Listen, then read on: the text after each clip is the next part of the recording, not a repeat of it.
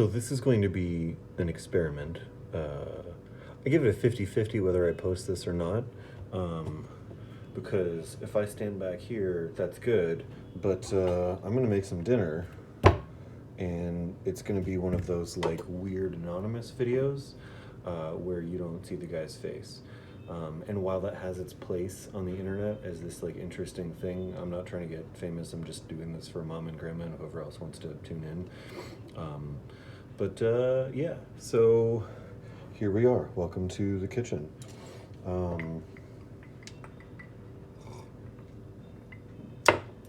have even less of a plan for this than I do for this. Even more so than I usually do.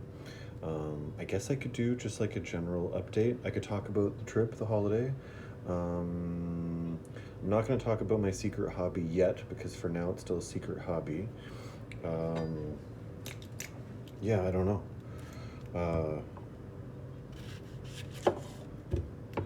So things at school are going quite well.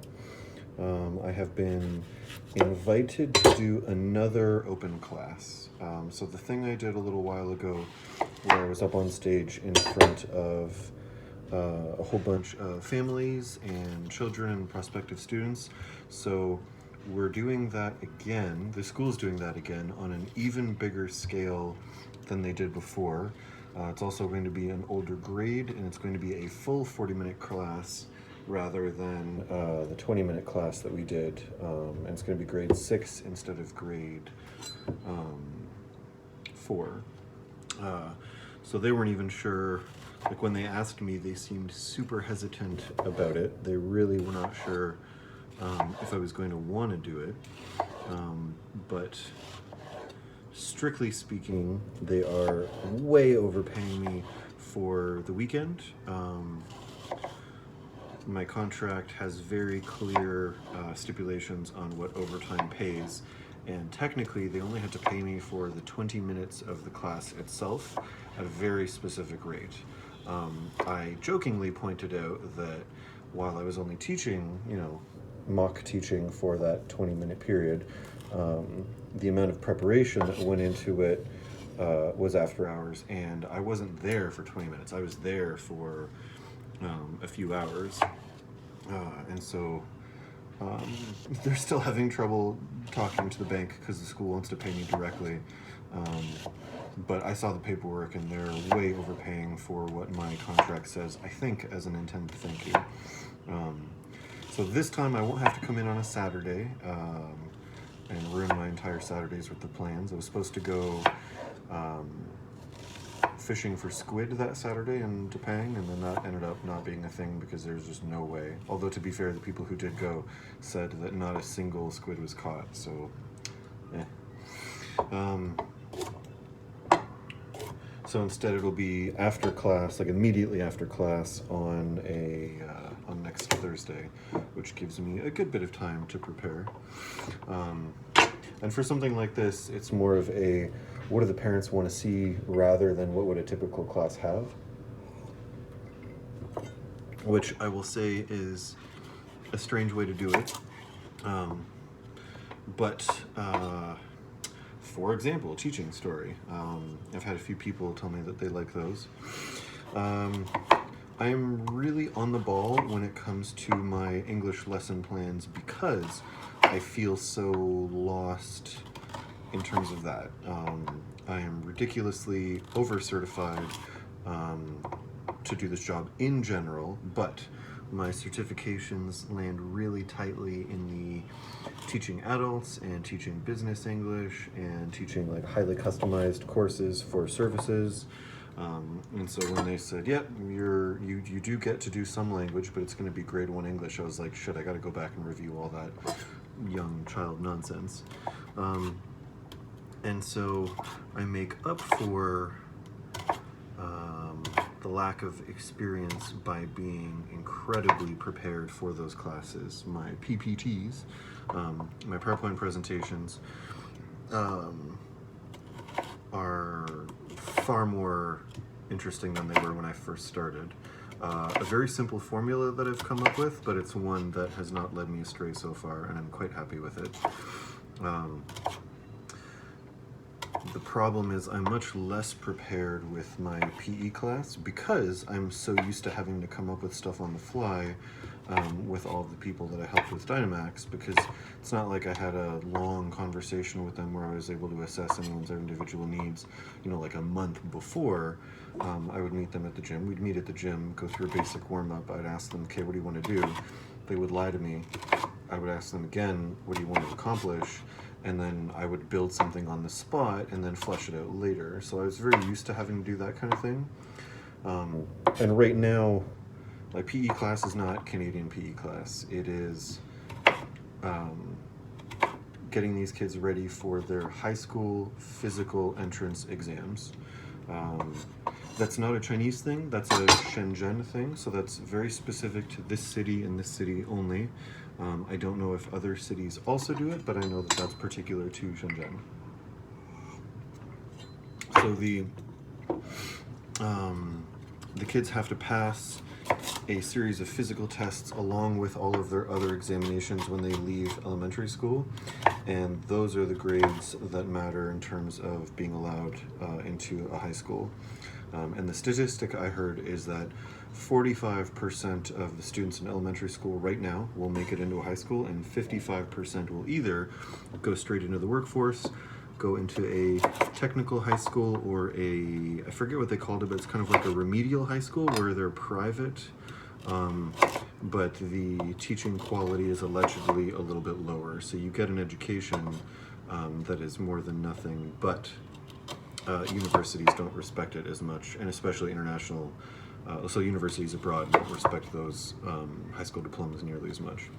All of which to say, I do way more lesson planning and preparation work for my English class than I do for my PE class, because I'm so used to just coming up with stuff on the spot, and I have a vague idea of the kinds of things they want to do. And really, it's just we want all of the students to be faster and stronger in most of the ways that people assess these things. I think it's a little silly, but it's interesting. And so one day, a couple of weeks ago, I was just lost. I didn't know what I wanted to do. I felt like I had done all of the other ideas that I'd had a couple of times already, and so I wasn't really feeling any of those things. And I thought, okay, well, worst case, I'll just go back to, like day one. I've done day one a couple of times, and I'll just keep increasing the difficulty incrementally, but it's not very exciting, and I know that on top of being an English and a PE teacher, my role really is to make the English experience fun. This has been reminded to me a couple of times. Not because I wasn't doing it, but because I occasionally have a mild existential crisis where I wonder, what the fuck am I doing? I'm not qualified. What's it called? When you don't feel like you're fit for the role that you're doing. Imposter syndrome. The imposter syndrome kicks my ass once in a while. And they said, Matthew, don't worry about it. A lot of the stuff that you need to figure out, you are absolutely going to figure out on the way. Just remember, your job is to make English fun, because these kids, they're already being drilled in all kinds of academics. They're being pushed into all kinds of extracurriculars. Their lives just sometimes aren't as fun as they could be. But if you can make learning English fun, then they'll get that experience and they get to relax a little bit. So I try not to be too harsh with my classes. I just want everyone to try. That's all I really care about. The results, up to them later. That's not my deal. As long as they're trying hard, then the results will come. Time and effort. So I'm walking to class, and then I'm thinking about the medium success that the beep test was when I implemented it before. It was tricky because the students who understood it or had had experience with something like that before did quite well. But it's difficult to keep track of 50 students running a beep test at once. And so I had a couple of classes where they just kept running despite the fact that they weren't making the time. And it was hard to chase them off the field when I've got, 30 students left. And so when it worked well, it was great. When it didn't work well, I had a bunch of people sitting on the side of the class doing absolutely nothing. and that's not the best use of their time. Now, if they're doing nothing because they have fully exerted themselves and they've got nothing left in the tank, cool. If you've given me 100% and you're so tired you can't keep running, I accept your terms. But I like the number of students who pretend to need to tie their shoes over and over again when they're doing stuff that they don't want to be doing is so high that I know that, you know, some of the kids are putting in max effort and a lot are not. As I was explaining to a teacher yesterday, I'm used to clients who want to make a big physical change in their lives. I'm not used to 50 clients at a time who are mandated by the government to be there doing what I tell them to. So it's a different, you know, it's a different world. So I'm walking to class, thinking about the beep test and thinking about the kinds of things that I like to do, which is, you know, like hit work and heavy stuff. And I can't do heavy stuff with the kids because there's nothing heavy. So a lot of it comes down to high intensity interval training that feeds into those final physical exams.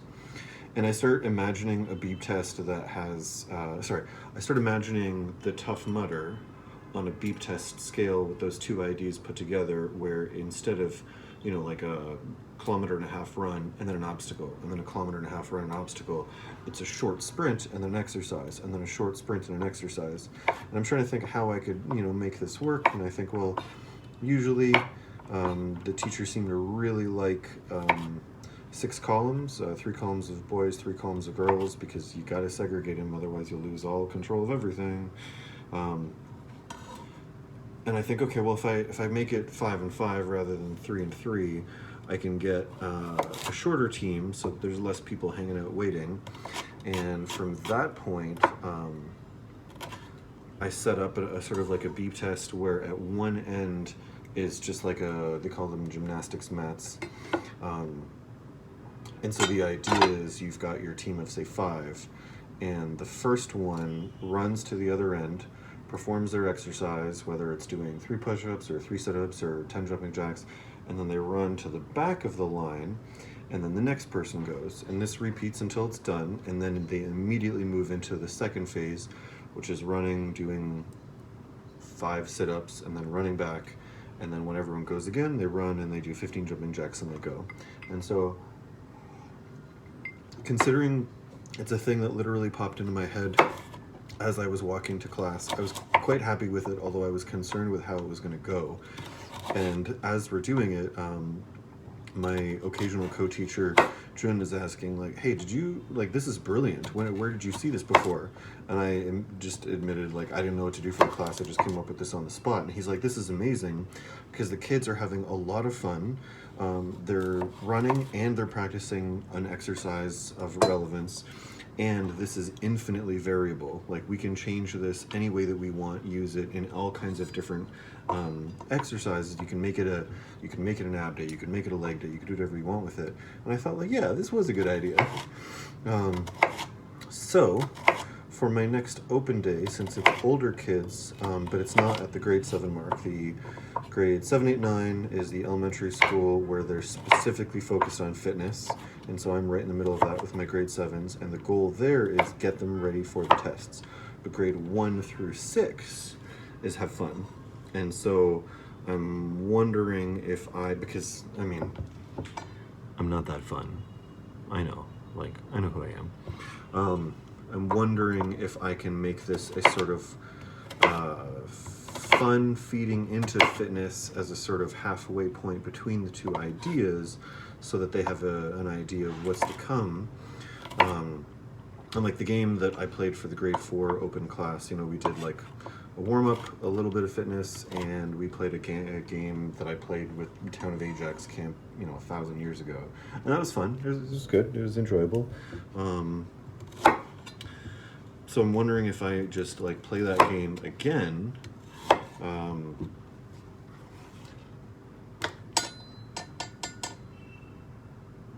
but then add in this like race. So we've got, because the race really is a mix of like a sort of best of both worlds, I think. And if I do that, I might be able to get away with doing more of the fitnessy things that I really like doing, but still keep all of the shareholders, for lack of a better term, interested and content. I don't know, we'll see. That's the way that I'm going. I do like that it's on a Thursday and that it's after school. My Thursdays are super chill. I have nothing to do in the morning except lesson plan for the next week, and I am already in English for 3 weeks ahead of time.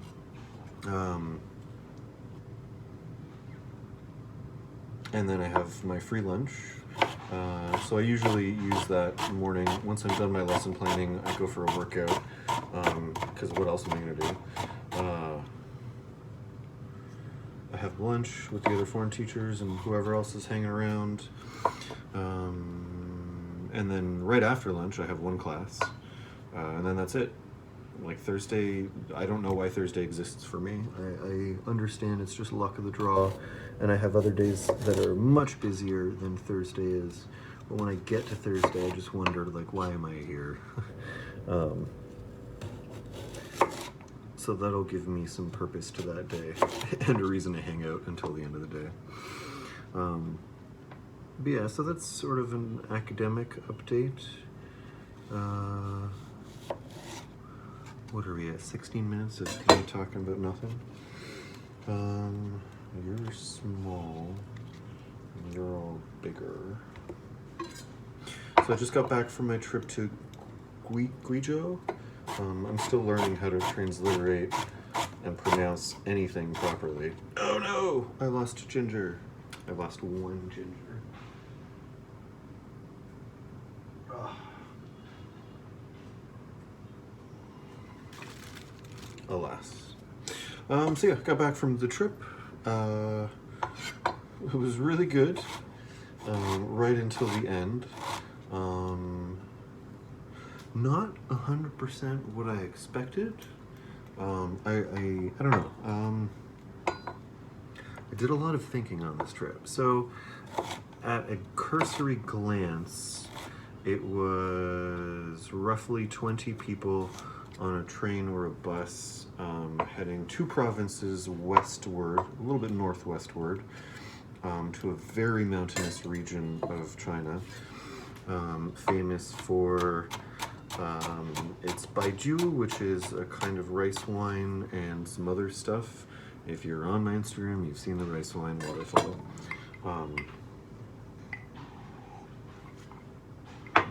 Yes, that was fun. Yes, that was weird. I enjoyed it tremendously. So yeah, it was mostly a bunch of foreigners with a few Chinese folks, going on a very interesting little road trip. We saw, as one of the girls put, I think I've seen more waterfalls in the last 3 days than I did all of last year. And then I thought, yeah, but 2020 wasn't a good year for waterfalls. So like fair, but so like the first day was just a lot of transportation, you know, my almost subway, but nobody told me the subways were closed, and then a taxi, and then a train, and then a bus. And so visiting like ancient village, where there's still a whole bunch of castle parts relevantly there. And that was very interesting. God, how did I forget the mushrooms? I needed that tray. What else can I use this as a tray? So saw that was cool. And I immediately realized that the difference between this trip and the hiking trip that I went on, which are both organized by the same fellow, is that with that one, I went with a new friend that I made, who I made, you know, through the online group chat months before. So by that point, I was sort of in this group of friends where I didn't realize it, but like I was now part of the clique. Like this was done. This video is in no way sponsored by Jameson, but if they want to throw me a free bottle, I'm not gonna say no. So yeah, it was just a very easy introduction to that group because I was already really good friends with one of the members, and so I was sort of automatically just in. And while I, you know, talked to everyone else that was there to some degree, I didn't feel how cliquey it was because, you know, like half the group were part of this one group. Whereas this time I went by myself. The only person I knew was the guy running the trips, organizing the whole thing, and I immediately was like, oh, this is what it's like traveling alone. Because despite the fact that I was with 20 people, a lot of the time I wasn't physically with them. And even some of the time that I was, it was, I don't know, I was made painfully aware that I wasn't part of any group.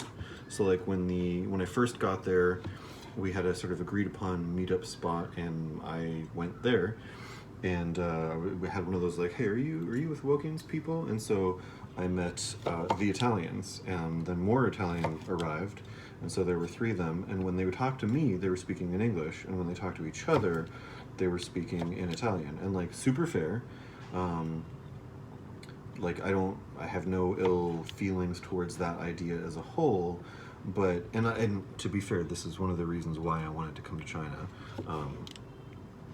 I definitely got a taste of what it was in, you know, the tiniest way to be the other.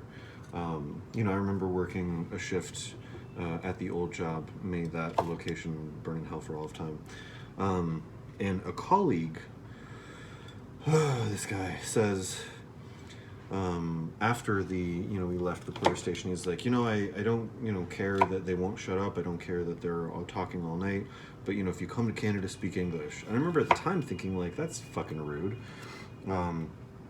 Like, obviously they're out of their element and they're just looking to be, comfortable. And so here I am out of my element, and I meet a bunch of other people who all speak perfect English. But when they speak to each other, they speak in their own native tongue. And I'm like, okay, well now I don't know what to do. And it's fine, like we become sort of gentle friends. I just assume because the husband and wife, they're, they seem like they're very well put together. She's pregnant, very early pregnant, but very obviously pregnant on this trip. I'm just like, oh, these are, my peers. These are adults. I'm a pretend adult, obviously. And here we have like a couple of real adults. And I later learn that the wife is less than a week older than me, and I'm a few months older than the husband. And so that's just a funny detail. But we kind of become friends in a like, hey, like we're doing this thing. I guess we're going to spend a lot of time together. And then later we meet up with the Russians, and the Russians, they speak a lot of Russian. And when they talk to me, they speak in perfectly acceptable English. And when they talk to each other, they speak in Russian. And then I meet the Americans who are perfectly fine. Nothing against the Americans. But because they are sort of the core group of this, it feels a little bit like they are their own, like they're the main clique in the middle of all of them. All of which to say, despite the fact that I was hanging out with 20 people, I definitely was on my own for most of the trip, contextually. And that's okay. I still had a bananas great time until the last possible minute. The only other guy who was not with anyone else when he arrived, lovely dude, Francis, I imagine we'll be friends for time. He lives in Shenzhen, but a different part, so I don't know how often we'll hang out, but I'm looking forward to being, friendly with this guy. But if I thought I stood out as like a weird extra character, this is a Muslim Rwandan who does not drink, and here I am with my bottle of whiskey in my backpack, thinking this is going to be an interesting liquid-fueled, week, much like the camping trip was in a weekend form. And very politely, he's just like, no, I don't drink. It's just not my thing. Like, I don't want to do that. And I'm like, perfectly cool. So, like, we went out, just the two of us, for the first dinner, exploring whatever city in Guizhou we were, the capital, whatever the fuck it is. And he tells me, like, oh, I don't speak Chinese. Like, most people don't. And I was like, well, like, how long have you been here? And he's like, 7 years. I'm like, well, shit, man, 7 years is a good amount of time.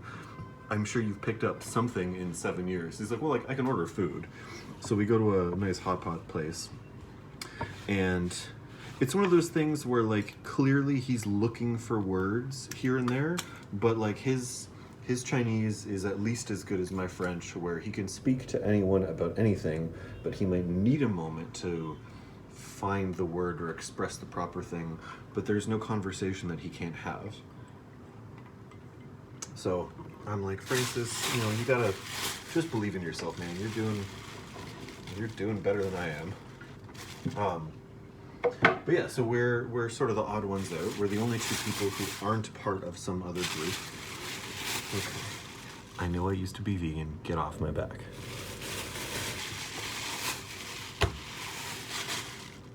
This is a big piece of meat. I don't know how much I asked for because my Chinese is terrible.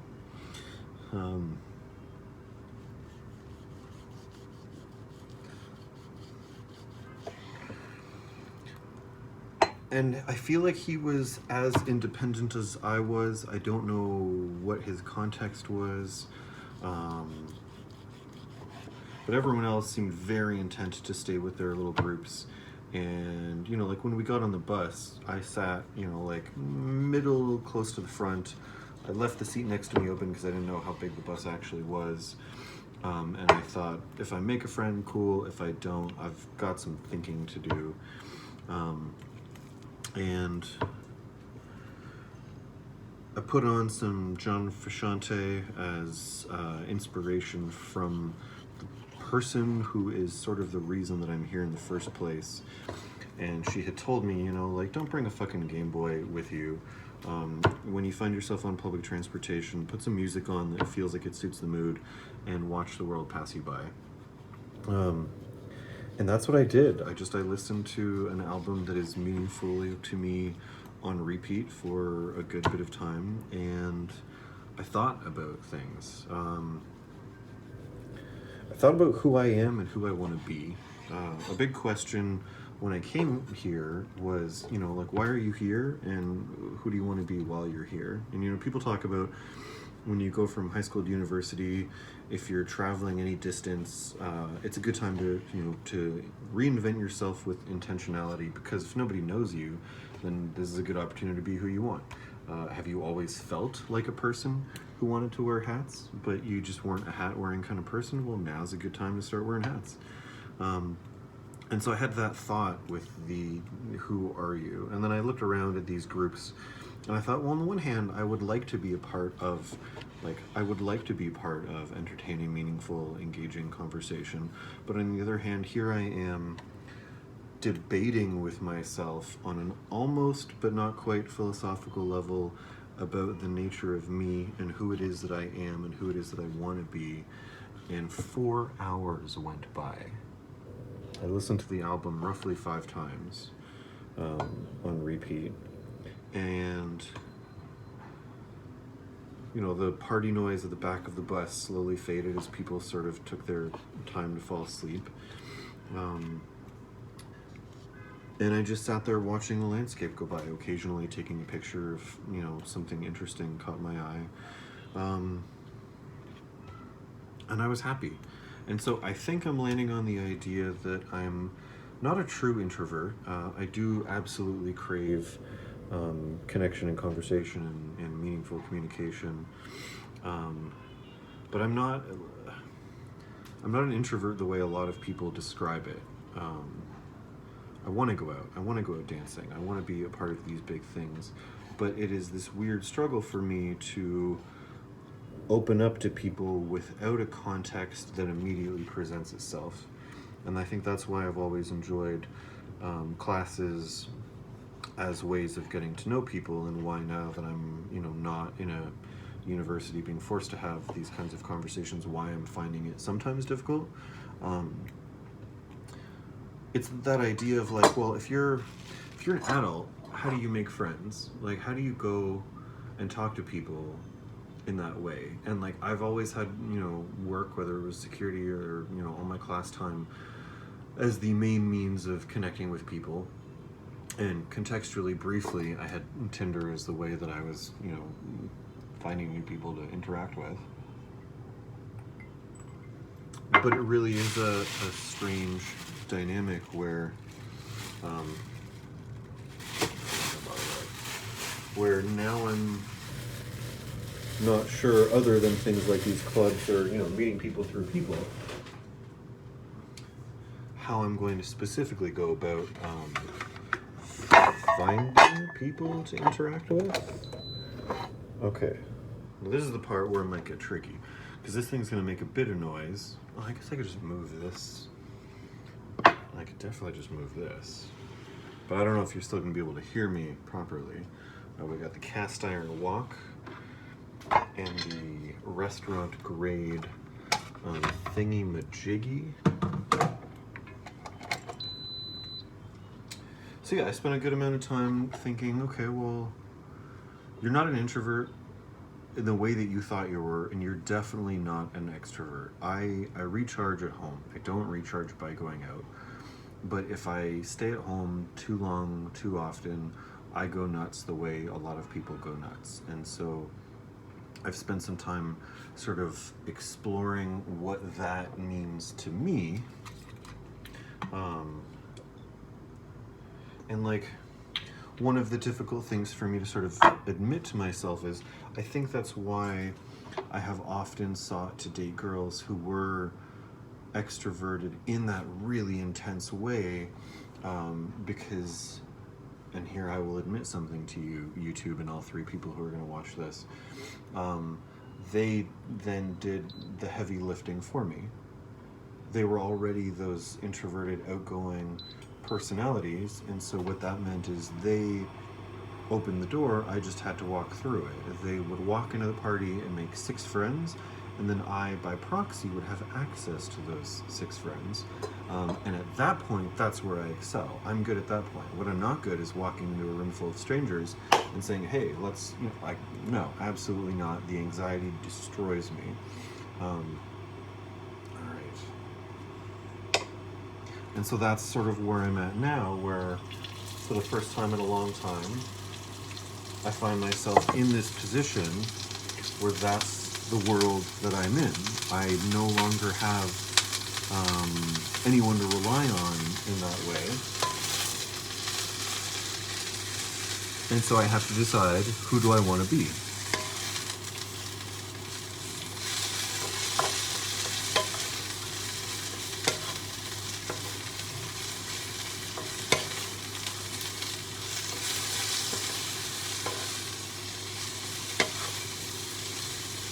It's possible we're entering like a 5-minute period of medium silence, but we'll see.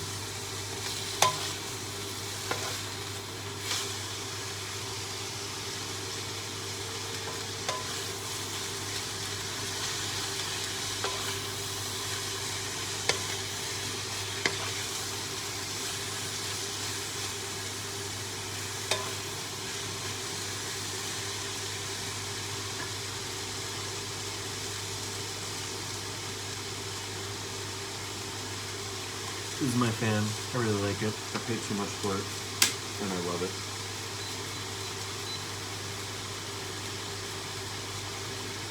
It's gonna solve my problem.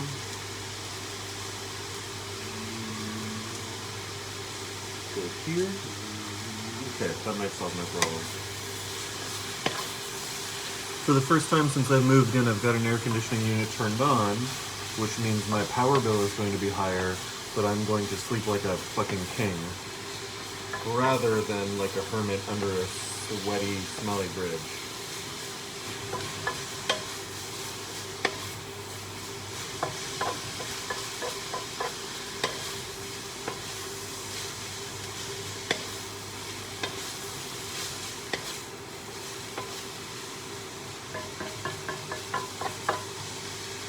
You know that thing that they do with cast iron pans when they're making like a stir fry, where they like flick it? You can't do that with a cast iron pan that feels like it weighs 100 pounds, because it feels like it weighs 100 pounds.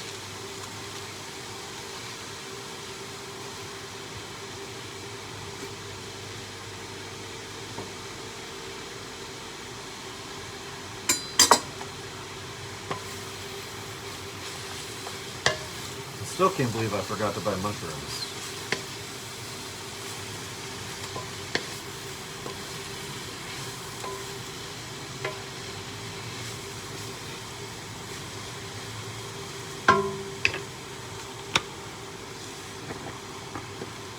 All right, so in the pan we have a bunch of onion, a bunch of carrot, a bunch of, I don't know if it's cauliflower or broccoli flower.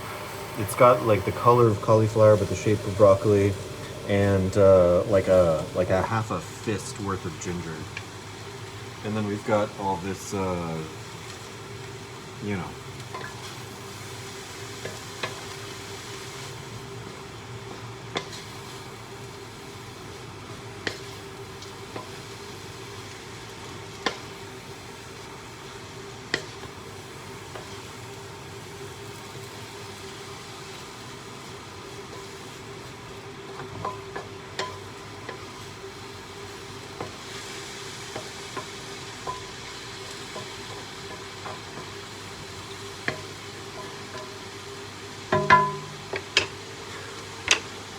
So I've just been, I don't know, I want to say reminded.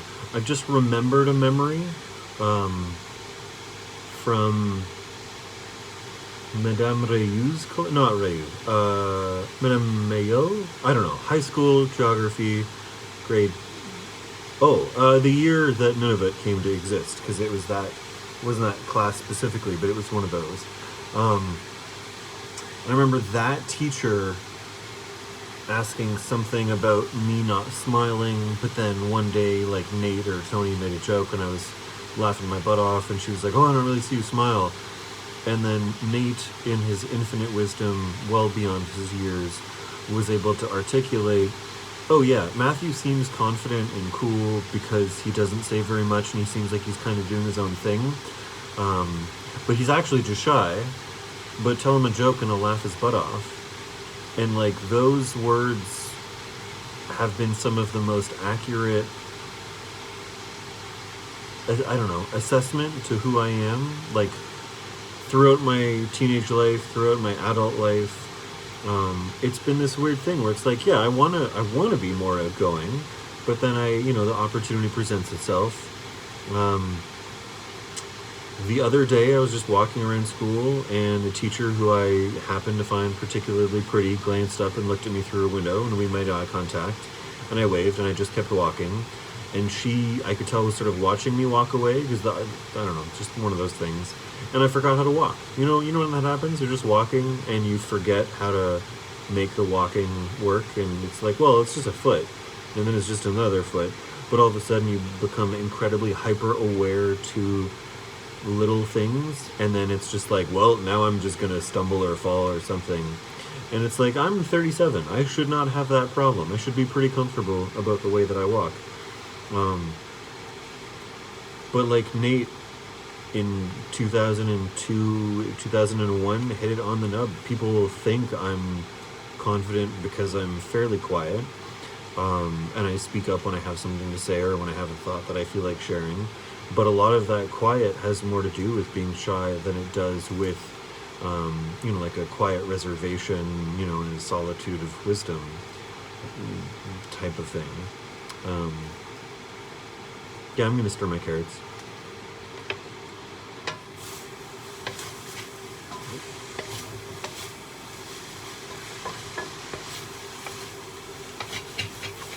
Oops. I should have stirred my carrots 30 seconds earlier. Ooh. But just a hint of char? Oh. Caramelized carrots is highly, highly undervalued in the culinary world. And by that I mean by me historically. Alright, so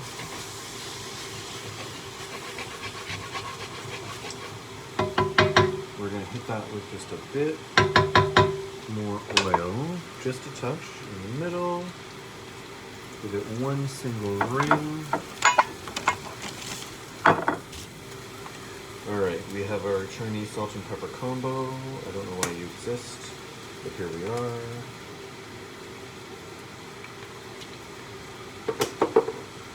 Some freshly ground pepper. Pepper, pepper, pepper.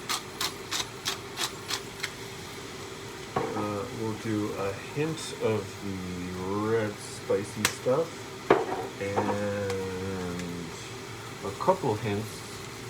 Oh, come on, I haven't cooked in a little while.